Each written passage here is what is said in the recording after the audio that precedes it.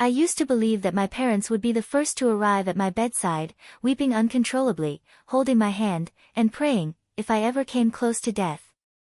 However, it was discovered that they selected the spotlight and acclaim for their flawless son on that particular day. Blood was oozing from beneath layers of stark white bandages as I lay motionless in a hospital bed, my ribcage fractured. Additionally, they awaited the individuals who were supposed to have shown me the most affection. For days following the accident, their initial message was not to inquire about your well-being, rather, it was to inform you that your sibling received a significant award on that day. You should be proud. I survived the catastrophic collision. However, a portion of my being was irreparably damaged from that point forward. A portion that would never be able to recover. I am Vivian, a 31-year-old resident of Portland, Oregon, and I am currently employed as a design team supervisor at a technology company. I am frequently described as a strong, autonomous woman who is capable of overcoming any challenge that life may present. However, on that fateful Friday afternoon, I felt as fragile as a crystal glass that had been shattered on a tiled floor. During my commute home from work, an SUV failed to stop at a red light and collided with the side of my vehicle. The world whirled violently, and then everything went numb, as the screeching sound of metal colliding echoed. The physicians informed me that I had undergone emergency surgery to halt internal bleeding, fractured my right leg, and broke 2 ribs when I awoke in the intensive care unit, where I was wrapped in bandages. They stated that I was fortunate to have survived. I did not experience any sense of serendipity, rather, I was feeling unpleasantly frigid. I inquired of the nurse, "Where are my parents?" in my hazy state of consciousness. A few seconds later, she glanced at me and hesitated. Afterward, he responded gently. "Although they have not yet arrived, we promptly reached out to them upon your admission. They are designated as your emergency contacts." I attempted to silence the agony in my chest by nodding. "I am persuaded that they are traveling from Denver. It is possible that they required additional time to organize the situation, or that my mother was too overwhelmed to answer the phone. I sent a text message on multiple occasions. Every few hours. The same brief message is being typed. I am in good health. I am interested in hearing your voices." No one responded. The hospital room's frigidity and the agonizing silence persisted for 4 days. I had no siblings, with the exception of my younger brother, Noah, whom my parents consistently referred to as the family's prodigy. The dazzling light upon whom they poured all their expectations was Noah, their pride. In the interim, I was their daughter, the self-sufficient one who never complained or requested anything. Elaine, an old acquaintance of my mother, visited me on the 6th day. She resided in Salem and had learned of my accident from another individual. She sighed, set down the flowers, and murmured, "Poor girl," as she observed me lying there. "At least your parents were able to find some solace that day." This was a spectacular award ceremony, as Noah was honored in front of the entire state council. My mouth was parched as I gazed at her. "What did you say?" "Oh, you were unaware." Your parents shared pictures of the Youth Engineer of the Year award on Facebook and even live-streamed the event. Everyone expressed their pride. I am unable to recall my response. I may have found it amusing. Alternatively, it is possible that I shed tears without realizing that they were dripping down my face. There was a loss of clarity. The individuals I held in the highest regard turned and walked away, as they had a party to attend, causing me to feel as though I was reaching up from a deep abyss. The physician advised that I concentrate on my recuperation. However, how could I recuperate when my heart was in shattering pieces? Really, I was not envious of Noah. I had never denied that my brother was hardworking and talented. However, I was also their offspring. I had also called my mother whenever I had a fever and embraced my father during thunderstorms. Nevertheless, they opted for champagne and acclaim when I was on the brink of death. I am uncertain as to which caused the greater amount of pain. The physical discomfort or the realization that I would never be sufficient for them. After Elaine informed me of Noah's award ceremony, it took me nearly half a day to regain my composure. The image of my mother, who always reserved the teal dress for special occasions, was recurrent in my mind. She was beaming brightly. And my father, who proudly introduced his son as if he had devised a vaccine to save the world, shook hands with everyone. I was in my hospital bed, with an 4-drip affixed to my arm and a leg cast that dangled awkwardly. I was typing on my phone, as if I were losing my mind. You were aware that I had been involved in an accident, yet you continued to attend Noah's award ceremony. Do you truly believe that this is the norm, given that I have been present for 4 days without receiving any messages or calls? I sent the texts and then waited. My eyes were already filled with weeping, resulting in a blurred phone screen. A response was received at approximately 9 p.m. Vivian, refrain from overreacting to this. Noah's event was a significant milestone that we could not afford to overlook. We were unable to be in 2 locations at once. This was immediately followed by another message, this time from my father. Are you aware of the extent to which Noah has exerted himself to accomplish this? Is there a national award ceremony? You may remain in the hospital for an indefinite period, however, this was an event that occurred only once a lifetime. I was astounded by the information I was reading. I typed rapidly, my fingertips trembling. So my existence is not as significant as an award certificate? My life was nearly taken.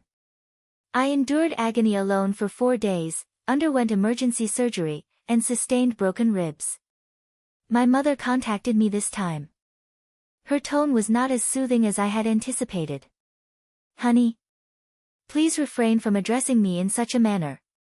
I understand that you are experiencing pain, however, would you be able to cease portraying yourself as the victim? I maintained a firm grasp on the phone. I am a victim of an accident, a victim of motherhood, and now, a victim of your callous indifference. She finally broke. I am unable to tolerate your grievances. The media has been pursuing Noah since the ceremony, and your father is currently conducting interviews, which is causing everyone to be anxious. I am unable to consistently supervise you. I ceased to speak. The atmosphere was oppressive and dense. I believed that I would erupt in a fit of rage if I were to hear one more syllable. Therefore, I am a burden. She immediately responded, please refrain from saying that, her voice slightly softening. However, it is imperative that you comprehend. This family's honor is brought about by Noah. Every action he takes is significant. And you? Are you currently in good health? Indeed, I was alive. But at that precise instant, I wished that I had not awoken. At least then, I would not have been required to hear those words from my own mother. I terminated the conversation without exchanging any further words. The pain in my chest spread through my body like fire as I turned toward the wall, and the phone fell from my grasp. I received a photograph from my mother the following day. It depicted Noah on stage, clutching a gleaming golden trophy. Underneath it was a caption, which was the source of our pride and pleasure. I did not respond, rather, I selected delete. I was unwilling to observe any additional content. However, my mind was unable to relinquish control. I could now plainly recall the memories that I had made such an effort to expunge. My parents had only sent one message to me when I was awarded a college scholarship. All right. The day I was promoted last year, my mother stated. It appears that your supervisor is quite laid back. Noah was distinct. Consistently a cause for jubilation. A photo is consistently posted on Facebook with captions that are similar to this. There was a reason this boy was destined to shine. I had endeavored to suppress my feelings of envy. In my mind, I had assured myself that I could endure life without their acknowledgement. However, I was feeling entirely depleted as I lay in the presence of surgical incisions that had not yet healed. I was no longer willing to observe from the margins. I was able to retrieve my phone after struggling to sit up. I sent one final message. You must have made a blunder if you ever chose me, even once in your life. Please do not anticipate that I will continue to dissemble in the future. I did not anticipate a response. I felt as though I was no longer in need of affection for the first time in years. Although I experienced feelings of anger, my mind was more lucid than ever. I was under the impression that I would never see their faces again, at least not in the hospital. However, the hospital doors were flung open on a somber afternoon that was accompanied by the pungent odor of antiseptic. This occurred precisely 1 week later. My mother entered the room first, carrying a bouquet of white lilies. My father followed, his visage tense as if he were compelled to enter. I observed them with a sense of emptiness. There is no pleasure, no anger, only, extremely cold.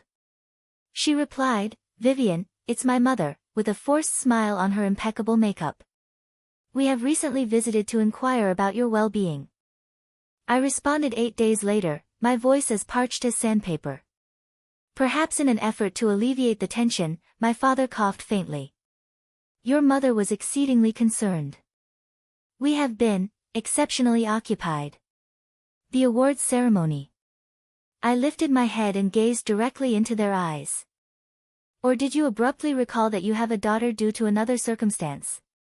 No one spoke. I was not unfamiliar with that silence.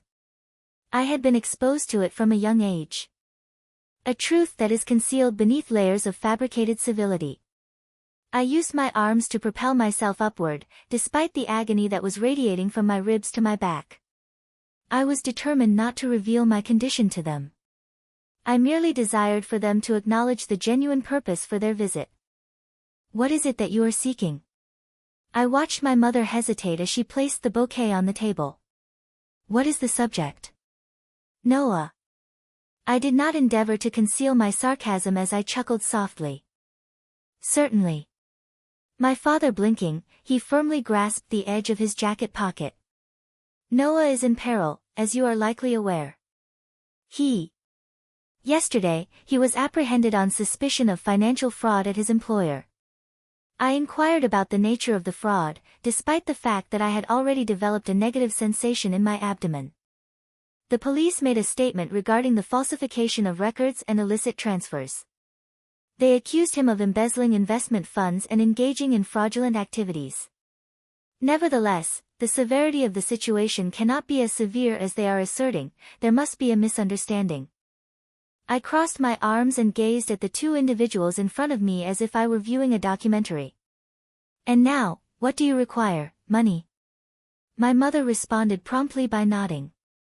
"We retained the most exceptional attorney in Portland, however, the bond is excessively high, and we have already exhausted our savings. Vivian, would you be able to assist me? Just this once?" Despite the fact that it sounded like a thin mirror fracturing, I laughed. "Why should I carry out that action?" My mother yelled, abandoning her feigned gentleness, "Because he is your brother." I raised my eyebrow. "Also, who am I? An unknown individual?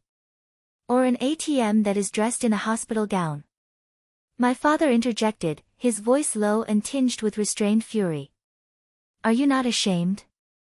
The reputation of our entire family is being tarnished as a result of the public humiliation of your sibling. When this occurs, it is imperative that we remain united. Are you willing to remain united?" I clenched my fists until my knuckles turned white. There was no one to visit or call upon me as I lay in a state of half-death. "Is that your concept of unity?" My mother murmured, "You are excessively sensitive. Noah has not encountered such difficulties in the past. Assist him in overcoming this, and all will return to its original state." I gazed at them for an extended period of time. I had the sensation that my blood was flowing in reverse.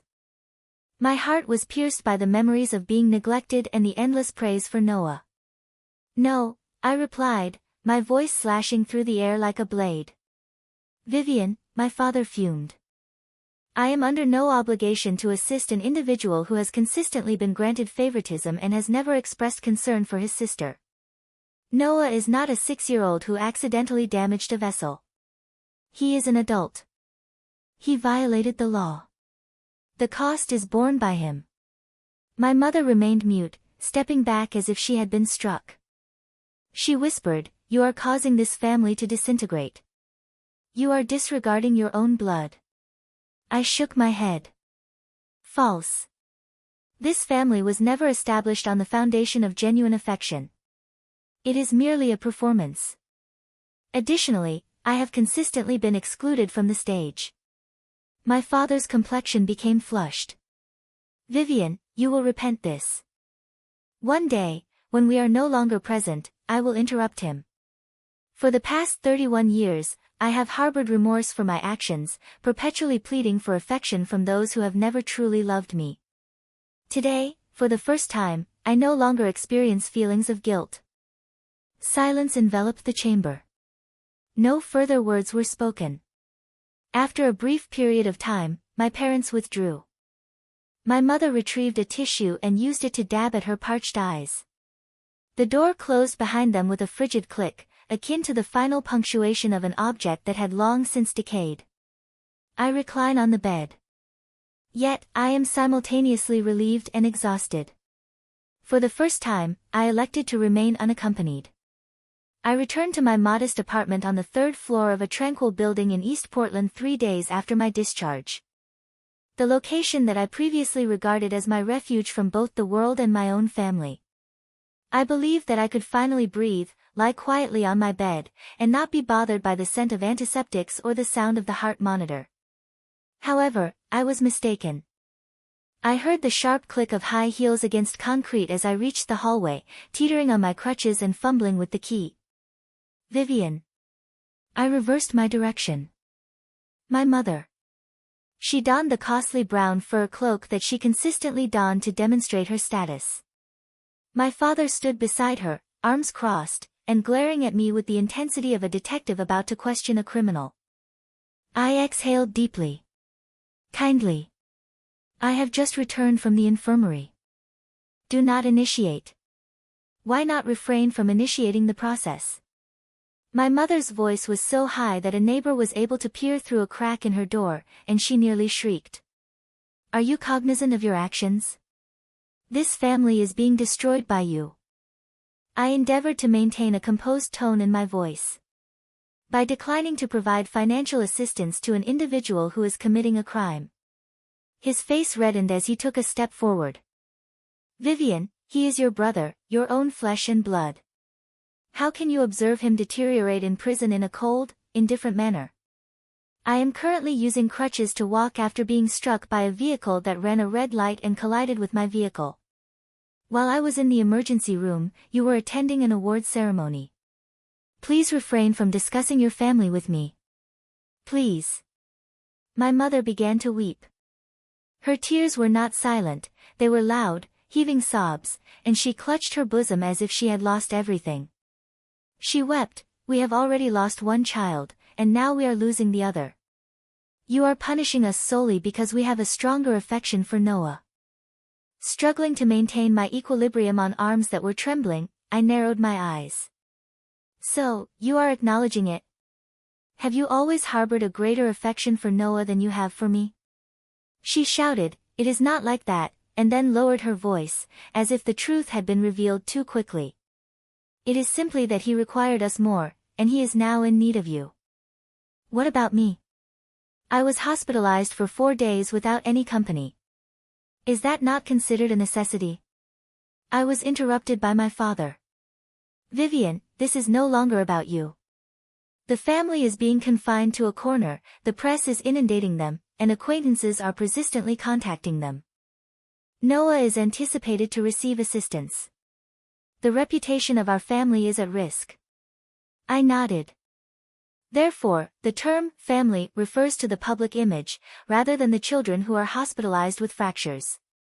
My father abruptly instructed me to refrain from engaging in such behavior with my mother. I took a step back and inserted my key into the lock. It is imperative that you two depart. Stomping her foot until you reconsider, my mother stated. I cannot continue to tolerate your egotistical behavior, it is time to demonstrate your membership in this family. I whirled around to meet her gaze. I was never permitted to participate in this family, Mother. I was merely a shadow for an extended period of time. Currently, you are only aware of me as a result of my bank account. My father advanced, his voice descending in a perilous manner. Vivian, this is your final opportunity. We will never forgive you if you do not assist. I was amused. You have never offered an apology to me. Forgive me. Forgive what? She trembled, her tears falling without sincerity. We are no longer aware of your identity. I nodded in agreement. Additionally, I do not wish for either of you to be privy to any further information regarding my life. My mother abruptly grabbed my arm as I opened the door with the intention of entering, causing me to nearly lose my equilibrium. I said, "Let go," with a firm and subdued voice. She shouted, "Vivian, you are destroying everything." I gazed directly into her eyes with a frigid gaze. I will contact the authorities if you do not depart within 5 seconds. And I assure you that I will not live to regret it. They both experienced a brief period of inaction. At last, my father drew her hand away, firmly grasping her shoulder, as if to prevent her from collapsing. They turned, said nothing further, and retreated down the stairs. I leaned against the door, exhaling abruptly, and slammed it shut, locking all 3 locks. The pain in my thorax was excruciating. I was uncertain as to whether the discomfort was a result of the unhealed bones or the recent bareness of my heart. However, I was certain of one thing. I had completed the appropriate course of action. I was no longer a submissive phantom. I was my authentic self. Additionally, I would never permit anyone, including my biological parents, to violate my boundaries. Noah Sinclair's name was prominently featured in every newspaper and morning news segment 3 days following the confrontation in front of my apartment. Red blazed across the headline of a significant financial news website. A young chief financial officer has been indicted for a multi-million-dollar fraud conspiracy and money laundering. I sat on the sofa, my right leg still in a cast, supported up on a pillow, and held a cold cup of coffee in my hand. I did not fail to anticipate this, however, the actuality exceeded my expectations.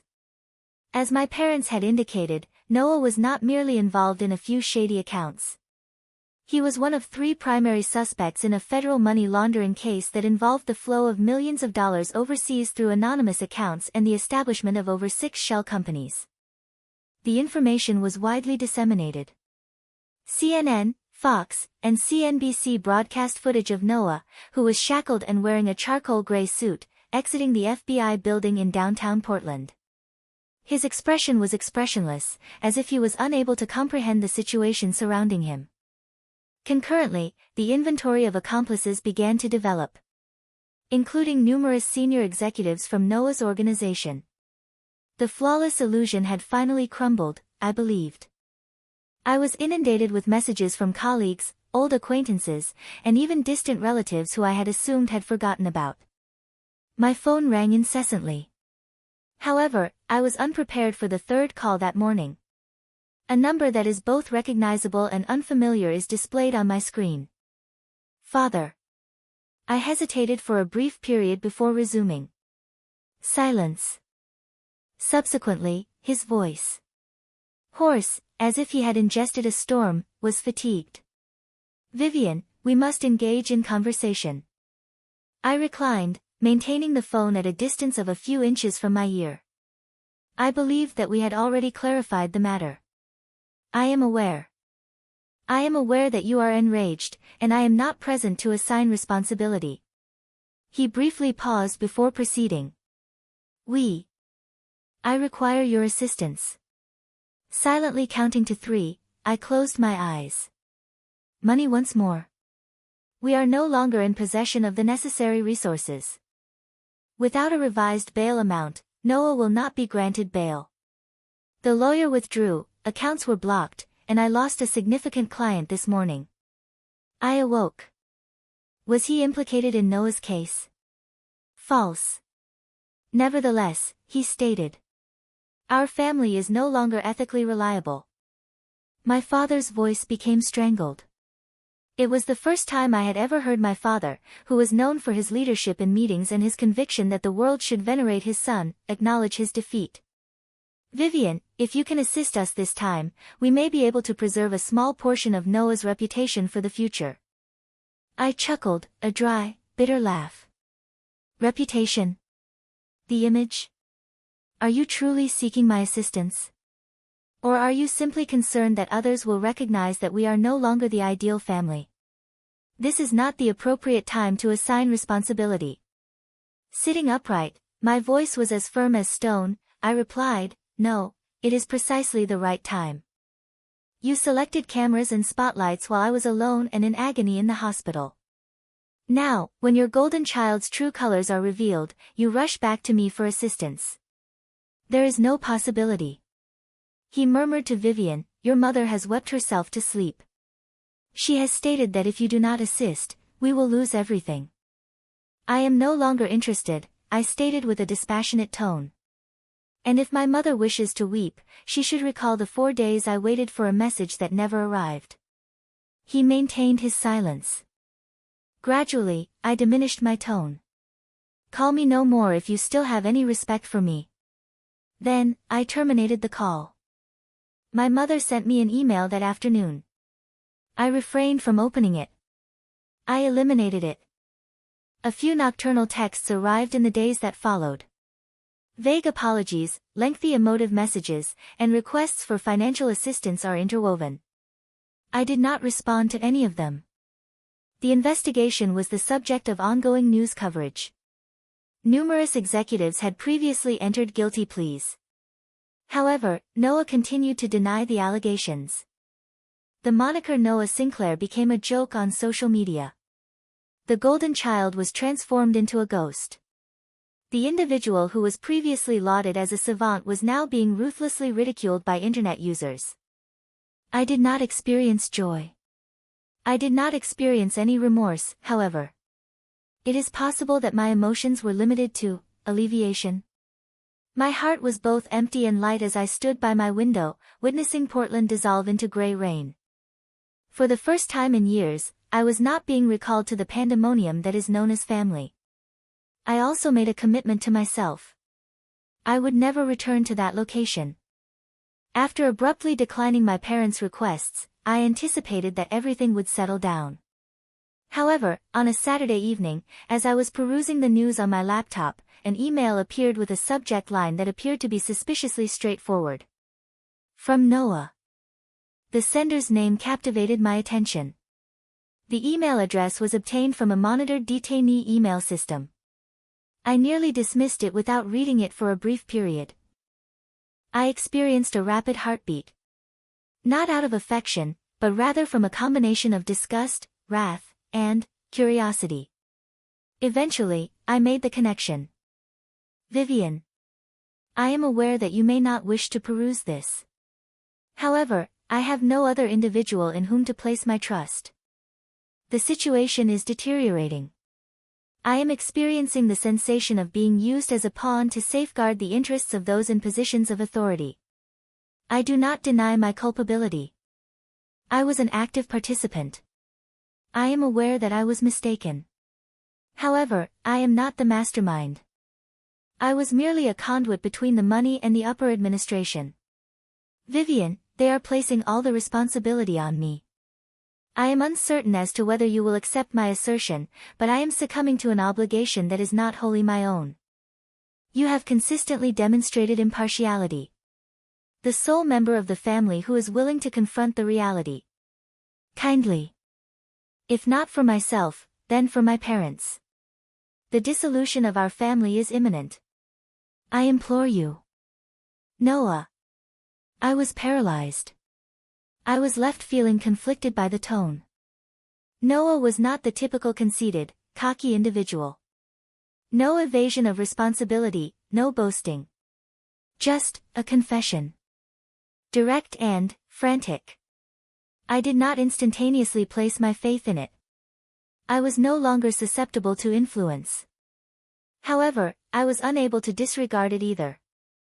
I promptly dispatched a message to Julian, a lawyer whom I had known since college. Julian is currently employed in the field of financial law and has previously supported internal investigations at significant corporations. I asked the following question: is there a method to verify that a mid-level employee is merely an executor and not the mastermind, despite being accused of financial fraud? Julian responded in less than 15 minutes. Certainly, review the witness statements and prosecution files. Preliminary indictments or interrogation transcripts will disclose any higher-level collusion that has not yet been publicly disclosed. Please provide the names of the individuals and the details of the company. I will assist in verifying the information. I sent him the information, feeling uneasy, as if I were reopening a door that I should have left perpetually locked. Julian returned a PDF file and a brief message 2 days later. It is recommended that you review this material. Although your sibling is not blameless, he is not the perpetrator. 3 senior executives are presently under separate investigations and are implicated in the FBI's files. Some of the accounts through which Noah transferred funds were secondary channels, which were not initiated by him. However, he continued to participate voluntarily. I opened the document, and each line slashed through me, presenting me with a harsh reality. Cash flows, connections between individuals, recorded phone calls, and company correspondence extracted from the system were detailed in dozens of pages. Noah's name was included in falsified financial documents, and he had signed numerous fraudulent transfers. However, there was also evidence that indicated he had been directed by others who capitalized on his ineptitude and naivety.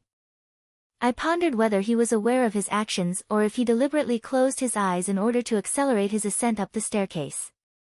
I recalled the manner in which my parents had consistently commended Noah. Noah possesses an extraordinary level of intelligence. It was in his nature to assume a leadership role. His name will be known worldwide if he exerts himself to a greater extent. He was raised in an environment that prioritized outcomes over morals, where the overarching principle was to achieve success at all costs. It is no surprise that he was convinced of his invincibility. I clenched my fists and closed my eyes. A portion of me desired to respond by shouting at him for his ineptitude, while another part of me wanted to inquire as to why. However, I did not send any correspondence, respond, or provide assistance. Noah selected that course of action regardless of whether he was the mastermind. No one coerced him, no one held a pistol to his head, he could have ceased at any point, however, he continued to the end. And now, he is obligated to confront the repercussions. I stood up, drew back the curtains, and gazed out at the city in the drizzling rain. You must embrace certain things, regardless of how painful they may be. Additionally, I no longer desired to rescue anyone. Particularly for an individual who never regarded me as a member of their family. I believed that the situation would conclude when I failed to respond to Noah's email. However, my parents were unaware of the concept of accepting refusal. If they were unable to persuade me, they would devise methods to induce regret. A week later, I observed an unusual occurrence on social media. A relation with whom I had a limited amount of communication sent a message. Aunt Ellen has just contacted my mother and informed her that you are being so unkind that you are allowing your brother to languish in prison. What is the situation? It was as though my blood was frozen. A few hours later, my cousin in New Jersey sent me another message. Your parents are informing all members of the family that you harbor animosity toward Noah due to envy and a desire to dismantle the family. Are you in good health? It appears that my parents had not only placed blame on me, but they had also concocted a completely untrue narrative. They asserted that I had abandoned my family, was a cold-hearted individual, and was holding on to hundreds of thousands of dollars while refusing to assist my brother due to personal grievances. This was a surprise. I should have been enraged, but all I felt was exhaustion. Using the voice of manipulators, it was as though they were rewriting my entire existence. I had no intention of defending myself. I was aware that those who trusted me would not accept their deception. But then, an unforeseen event transpired. One by one, relatives whom I had believed had abandoned me for an extended period of time began to contact me. Supporting me, rather than blaming me. Aunt Carol from Ohio composed the letter.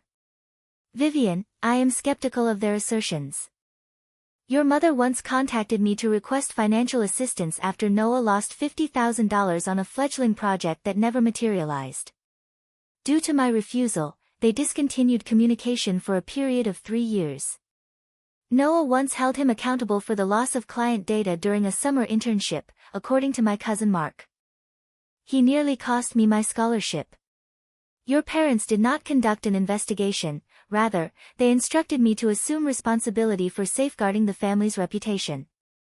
Alina, my relative, sent me a message. Do you recall Noah's 18th birthday, when they arranged a grand outdoor celebration with a band, while yours consisted of a microwaved cake? I recall. The expression on your countenance. Silent, yet as transparent as a mirror. I reviewed each message and recollected each memory. For an extended period of time, I believed that I was the sole individual who was overlooked. However, it transpired that I was not the only one. My parents' affection for Noah was not solely motivated by their desire to indulge him. The image of their flawless son was upheld at the expense of all others.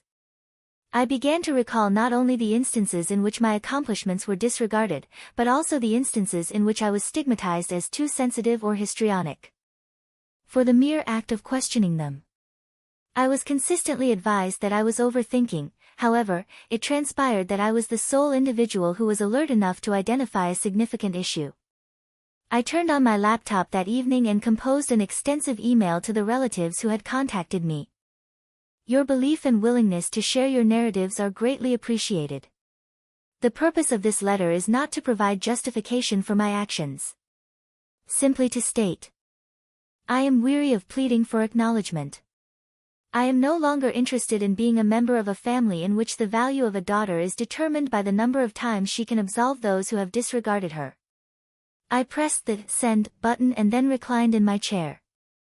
An curiously comforting sense of relief permeated the interior, in place of sadness. I had believed that severing ties with my parents would result in the loss of everything. However, it was only through my liberation that I was able to discern who genuinely supported me. A day later, I changed my phone number, logged out of all my old social media accounts, and sent a letter to the building management, requesting that they prevent anyone outside my approved guest list from entering my floor. Changed the latches on my front door and installed a camera at the entrance. I was no longer apprehensive about being referred to as the ungrateful child. I was known as Vivian. Additionally, I had survived. Devoid of any sympathy. On a foggy Monday morning, news of Noah's release on parole was disclosed. I received the notification from an acquaintance in the legal profession, along with a brief message. Your brother's family successfully managed the situation. He admitted to all charges in exchange for a plea agreement. The press made the information public shortly thereafter. Noah had signed a cooperation agreement with federal investigators, which included the names of over 7 senior executives, as well as dozens of emails and falsified internal transaction records. In exchange, his sentence was reduced to 12 months in prison and 2 years of community service, without any financial penalties. Given the severity of the case, this is a relatively generous offer. According to a maternal relative, my parents mortgaged their second home in Bend to pay for the bond. There were even rumors that they obtained a private loan from a businessman who was renowned for his aversion to trouble, one of my father's old acquaintances.